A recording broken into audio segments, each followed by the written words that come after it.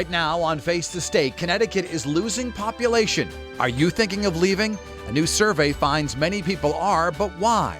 Joe Brennan of the Connecticut Business and Industry Association is here with us to talk about that, plus new job numbers.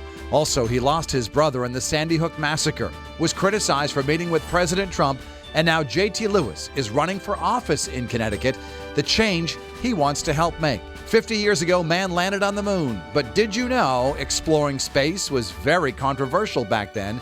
Our flashback will take us back to a hot discussion we had here on Channel 3 about spending money on space.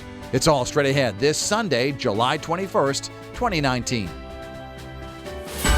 From Eyewitness News, Connecticut's most watched local political program, this is Face the State.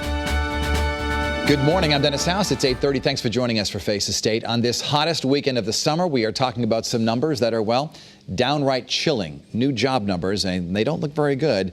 Also, there's a new study that shows that some people, many people in fact, are thinking of actually moving out of Connecticut. With us today to talk about this is Joe Brennan. He is the president of CBIA, the Connecticut Business and Industry Association, and a frequent guest in our program. Mr. Brennan, good to see you here in the program. Good to see you, Dennis. Thanks. So tell us about these job numbers, because you found them very disheartening. Yeah, it's more kind of the compilation month after month. The most recent job numbers, we lost about 1,400 jobs in Connecticut. Some of that wasn't unexpected. A lot of those, as you get into the summer, are education jobs where people, maybe go on unemployment rolls after the school year ends. Private sector jobs were about stable, but the concerning number is that year to date, we've lost about 4,600 jobs in Connecticut at a time when the national economy is still adding jobs. Other states in New England are adding jobs. We're losing jobs. And it's been month after month after month, a decline. The May numbers were revised downward. That's the frustrating thing. There's a lot of good things going on in Connecticut. I'm out with businesses every day. There's a lot of good things going on in aerospace, shipbuilding, bioscience, Sure. and other things. But when you're looking at our overall numbers, we're still lagging way behind the nation and way behind the region. Are we lagging? So you say behind the region. That was my next question. In terms of New York, Rhode Island, Massachusetts, they're showing a different trajectory? Yeah, actually, if you look year to date, New Hampshire and Rhode Island are actually the top states up on a percentage basis as far as jobs are concerned. But Massachusetts is ahead of us. New York, generally we're a little bit ahead of Vermont. But other than that, we're trailing the region, month after month after month. And it's disheartening when we're working so hard to improve the business climate here. But the reality is that state government doesn't make it any easier. Has Governor Lamont taken the right steps to make this a better business climate? Well, the governor is certainly, trying to address the things that I think are most important around, pension reform. He just announced a deal with the unions, which will help on the short term a little bit. There were some other things he supported that we opposed that I think are really going to hurt small business, like paid family and medical leave and a $15 an hour minimum wage. But he held the line on some major tax increases. So I think he certainly understands the problem. What we have to do is give him more support. And more importantly, I think, work on the legislature, and I'll probably get some phone calls for saying this, but I think too many people just have their heads in the sand when it comes to these job numbers and economic growth numbers. We get criticized for being too negative, but all I'm trying to point out is what the facts are, and that numbers don't lie. And we need to take more proactive action to make this a better environment for job creators. So the numbers that we're going to talk about in a second about people that may be looking to leave Connecticut don't leave because they have great opportunities here. Before we get to that, in terms of the number of jobs we lost, 4,600 this year since January 1, what's the trajectory been the last couple of years? Is it level? Is it going up? Well, we've been gaining jobs, but we've been gaining at a much lower rate than other states. We have had negative job growth several years ago, but over the last few, we have been gaining jobs. Our unemployment rate goes down, but the unemployment rate goes down because the overall workforce is shrinking in Connecticut. So that's not good news either.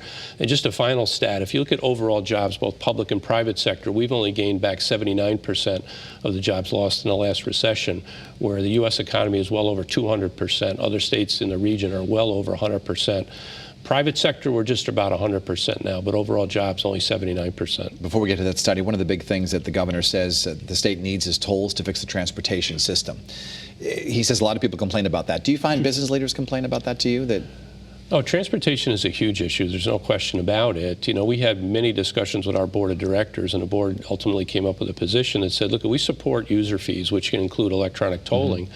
But right now, we can't support this particular plan. Number one, because although we have a lockbox in place, there's not a lot of trust in government right now that the money is actually going to go to transportation. And in fact, money often gets diverted from going to transportation.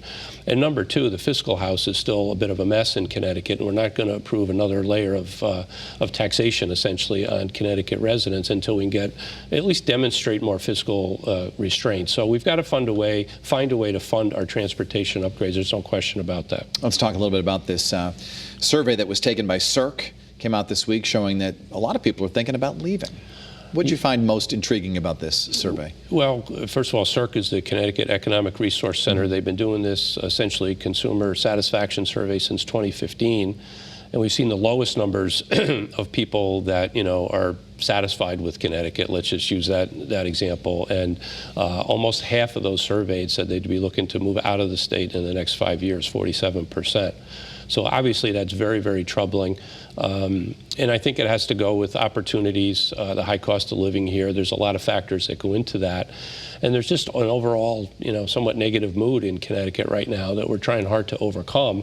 But we need support from those that can really make some dramatic changes in policy in Connecticut so we can provide those opportunities for people so they want to stay here. Which kind of dramatic changes would you recommend be made in Connecticut to help persuade people from leaving? Well, I mean, the first thing, and let me talk first from the business community standpoint. It's not like we're up there with a long laundry list every year of things that have to change. The main thing is that we hear from our members is, look, do no harm. We'll manage what we have, but don't keep adding. But year after year after year, we add more mandates and more costs on business. That reduces their confidence, so they're not investing here as much as we need them to. And we need to find a way, and I understand there's contracts in place for state employees and other things that make it difficult, but we have to find a way to reduce the overall cost of delivering services in Connecticut so we can begin to identify those tax changes either on the personal side or on the business side that can help create more investment and growth here. There's no short-term fixes. It's going to be a longer-term plan. But I think what people are looking for is the path forward and confidence that people are going to follow that path forward. So many retirees are telling me that they want to leave because the house is paid off, they can make some money off it now, and income tax, they can go to a state that doesn't have one, things like that. Yeah, that's a big factor. Another factor is a lot of people used to stay because their children were here. And nowadays we're seeing a lot of out-migration of young people, largely going to large metropolitan areas. And that's causing some people, old retirees, to leave because their kids aren't here anymore. That's why, although money is tight, investments in our cities, trying to make them more attractive so we can attract more young people. Because we also often talk about the high costs in Connecticut, but if you're comparing ourselves to Boston or New York, we're a low-cost, high-quality alternative. If you look at Hartford, New Haven, Bridgeport, other cities around Connecticut, we just have to make sure the quality of life is there so we can attract and retain the young talent, and that helps keep some of the retirees here. The new Commissioner of Department of Economic Development, David Lehman, was saying that he really favors bigger cities. He says that would really help us. Do you agree with that? Yeah, I think, I've been around long enough time doing this job. Remember years ago when American cities were essentially dying and all the literature was American cities are dying, they're not going to come back. And Connecticut's so-called suburban strategy was pretty successful. We were bringing companies and people out of New York City and elsewhere. But now things have flipped, and now large metropolitan areas, for a lot of people, that's where it's at. They're attracting talent and they're attracting capital. And that's what we really need in Connecticut. We're not going to all of a sudden have a very large metropolitan area here, but we have to make sure our cities like Hartford and others can be competitive. That small size and a lower cost alternative can be a real advantage for us. Joe Brennan from CBA, always a pleasure to have you on the program. My pleasure, Dennis. Good summer. In a moment, running for office after losing a loved one in Sandy Hook, we will talk with J.T. Lewis about the changes he wants to make. And later, when exploring space was talked about on this program. And you can watch past editions of Face the State right now on our YouTube channel or on our app.